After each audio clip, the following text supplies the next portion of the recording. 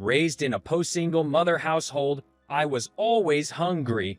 My mom, who juggled several part-time jobs from early in the morning till late at night, would leave meals for me, but the portion was never enough for a growing sixth grader like me. However, I never complained, no matter how poor or tough it got. All I could do for my mom, who always smiled and stayed cheerful, was to endure. "We're in this together," was Mom's favorite phrase. Hunger was hard every day, but I dreamed of becoming rich one day and letting Mom eat to her heart's content. With this in mind, the only thing I relentlessly worked on was my studies. My daily routine included going to the library for self-study after school. This was also a way to save on heating and air conditioning. I was delighted that modern libraries had water dispensers installed. One day, while searching for books in the library as usual, a wonderful smell wafted in from somewhere. Looking around, I noticed the pleasant smell coming from a high school girl standing next to me. As soon as I took a big whiff, my stomach growled loudly. It was a noise that echoed in the quiet library. Feeling embarrassed, I looked down, but I could sense the girl looking at me. "Are you, by any chance, hungry?" she asked in a low voice, and I couldn't respond. "Come with me." With that, she grabbed my hand and led me outside. We sat on a bench, and she took something wrapped in aluminum foil from her bag. The smell was coming from that. "You can eat this if you want." What she handed to me looked like a piece of pound cake. The delicious smell was irresistible, and I put a piece in my mouth without a second thought. Yum! The sweet taste of butter spread in my mouth. Before I knew it, I had sweets in both hands, and they were all gone in a blink of an eye. I'm sorry. I felt suddenly embarrassed after I finished eating and apologized. However, my mouth and stomach were filled with a happiness I had never felt before. It was so delicious. It's the first time I've ever tasted anything so good. When I said this honestly, the girl seemed like she was about to cry. "Thank you." I didn't understand why she was thanking me. I was the one who received the sweets. I thought I should be the one thanking her. "I'm sorry, you must be confused, but I'm so happy." She quickly wiped away her tears and gave me a big smile. "I'm attending a culinary school specializing in pastries. My dream is to become a pastry chef. I'm working part-time at a cake shop while learning to bake, but things aren't going well." As she said this, the girl looked at me and smiled. "Oh, I haven't introduced myself yet. I'm Emily Smith, an 18-year-old vocational school student. I often come to this library to look for books about sweets. And you?" "I'm John Miller, a sixth grader." When I answered, Emily extended her hand to me. "John, thank you for saying my pastries are delicious." I gently returned her handshake. "See, I come from a single mother household, and I'm always hungry. Thank you for the meal." "I don't have a mother. She died shortly after giving birth to me, so it's just me and my dad." As we shook hands, for some reason, Emily said this happily. "We seem to be in similar circumstances, don't we? Would you like to be friends?" she asked, taking me by surprise. A grown woman like her wanting to be friends with someone like me, really?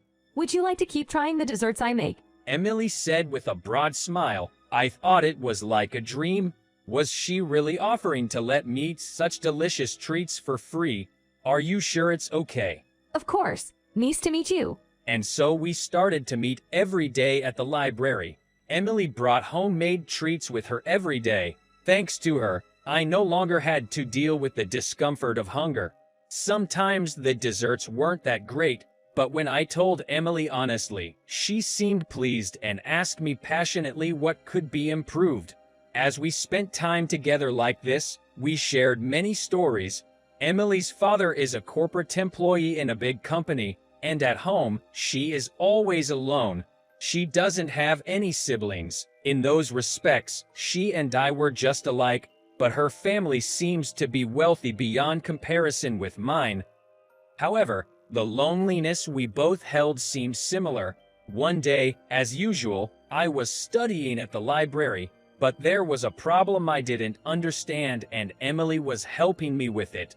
I was completely engrossed in it, and before I knew it, it was pitch dark outside. The closing music was playing in the library.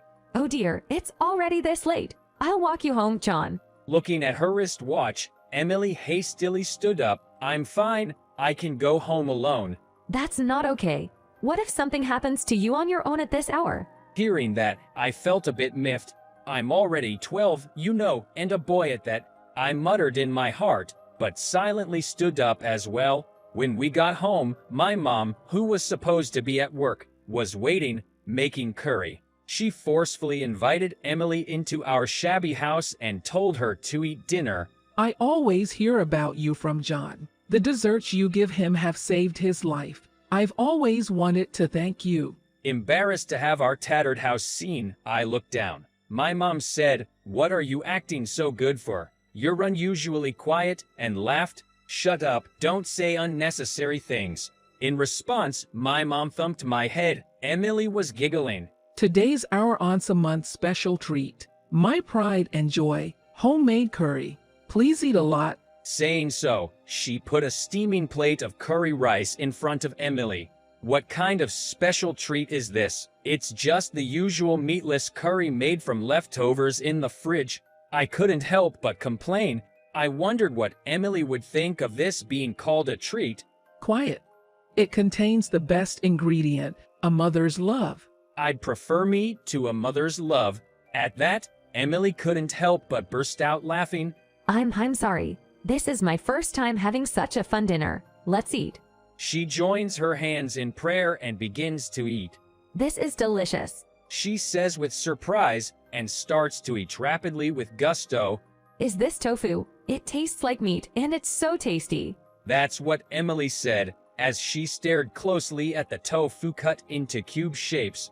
My mom, looking pleased, said, "Right, you can have as much as you want," and picked up her own spoon. That day, the three of us had seconds of curry and chatted a lot. Emily laughed aloud time and again, looking genuinely happy. The curry that day tasted many times better than usual. Days like these continued, and as I entered junior high, my appetite grew even bigger, and apart from candy, Emily occasionally made sandwiches and lunchboxes for me. They were just as tasty as the candy, and I ate every bit of pieces. After graduating from school, Emily found a job and decided to go to a well-known restaurant in New York. Emily, who had become great friends with my mom, bade us farewell with tears in her eyes and left for New York. 20 years flew by, and I was now a 33-year-old working adult.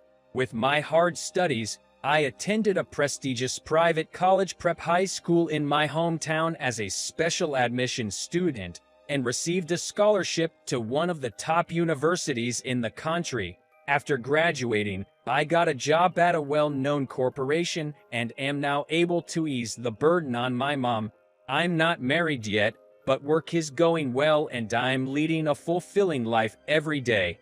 I occasionally think of Emily, but we haven't met in 20 years. I'm sure she's become a full-fledged pastry chef, making delicious sweets. One day, I was visiting a client's company. After about 2 hours of meetings, I was standing in the elevator lobby when a cleaning lady came out of the emergency exit and almost bumped into me. I'm sorry. She backed off in surprise and quickly bowed her head. She was holding a bucket and mop in her hands. "No, I'm sorry for zoning out," I said as I looked at her. Our eyes met. In that moment, I was so shocked that I dropped my bag. Could it be Emily?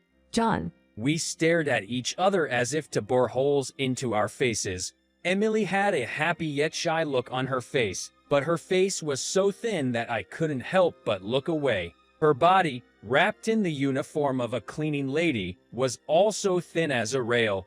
I can't believe we're meeting here. You've really grown up.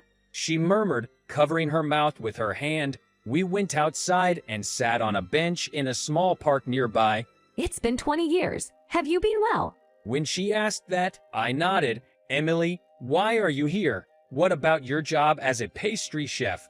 Upon hearing this, Emily twisted her face as if in pain. I couldn't get along with the people at work. I tried in my own way. Maybe I thought too much and lost my sense of taste due to mental stress. I can hardly taste anything I eat. I can't be a pastry chef like that, can I? I'm now back home and working part-time as a cleaner while going to the doctor. I wanted a job where I wouldn't have to meet many people. As she said this in a barely audible voice, Emily bowed her head as if in pain. Seeing her two thin shoulders shaking, I felt a heart-wrenching pain.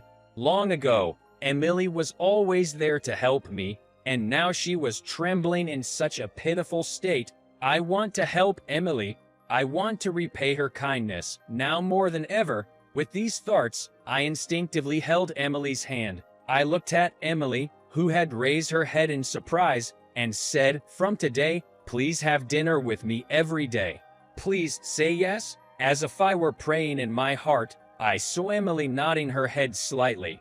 From that day forward, I would meet Emily after work every day and go out for dinner. I had learned various things from a friend who is a doctor about the symptoms caused by mental stress, so I made sure to take it easy and to eat in a relaxed environment as much as possible. But no matter how stylish the restaurant or how well known the chef, at first she hardly ate anything. I'm sorry, John. Emily always apologized with a guilty look, to which I would reply, "Please don't worry about it. Just being able to talk with you like this makes me happy." Seeing Emily smile with relief and reach for the food was a sight for sore eyes. She chewed slowly, as if trying to taste every bit of the food. As we continued to have dinner together, I noticed that she was slowly beginning to eat more. Repeating in my heart not to rush things, I went ahead and ate at my own pace, not paying any attention to Emily. I thought that would ease her worries. One day, my mom said, "Bring Emily home with you." She had been worried about Emily ever since I told her about Emily's illness on the day we reunited. To our house, why? I'll cook her a homemade meal. When I responded to my mom's smiling face, saying, "Even professional chef's dishes she can barely eat, let alone what you make," she pulled my ear hard. Ouch, what was that for? You really don't understand anything, do you? What Emily needs now is not just delicious food. Just leave it to me. Reluctantly, I promised to bring Emily home the following Sunday. When Emily arrived at our house, she looked around the room with amazement. Wow, such a nice house. John, you've really made something of yourself, haven't you? I used to like our old ramshackle house, you know. With that, Mom served tea to Emily. I feel embarrassed for causing trouble for my father. Nonsense. If it wasn't for Emily's cookies, John wouldn't have grown up the way he did. We can't thank you enough. When my mom said that, Emily shook her head as if troubled. My cookies didn't bring happiness to anyone. Her voice, tinged with sadness, pierced my heart, but my mom simply smiled and said nothing. Come on, eat. It's special curry. She placed the pot on the table, and when she lifted the lid, the aroma of spices filled the room. She poured the curry over a small portion of freshly cooked rice and placed it in front of Emily. John, you eat too. Let's dig in. Without showing any concern for Emily, my mom started eating her curry.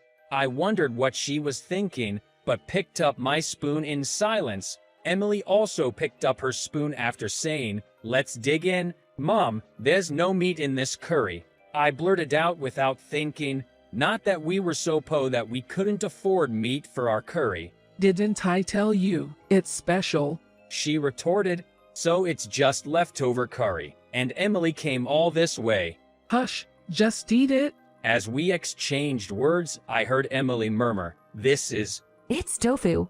There was tofu in the curry you gave me before, wasn't there? I remember it was very delicious. Saying this, Emily took a bite. She swallowed slowly, and then, to my surprise, she murmured, "Delicious." She kept bringing her spoon to her mouth, continuing to eat. In Emily's eyes, large tears welled up. I don't have a mother.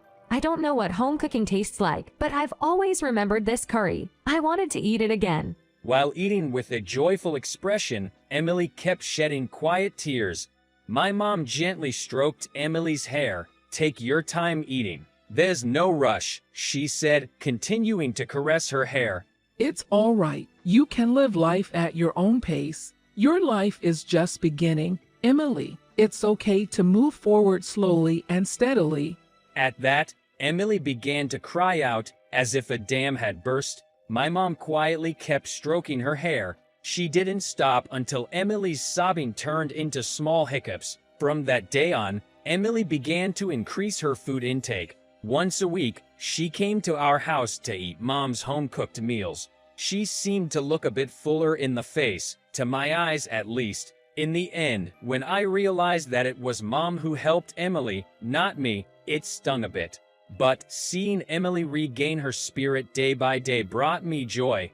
I, leveraging various connections, was looking for a shop where Emily could return to her work as a pastry chef. I believe in the hope that someday I'll be able to taste Emily's delicious pastries again, just like in my dreams.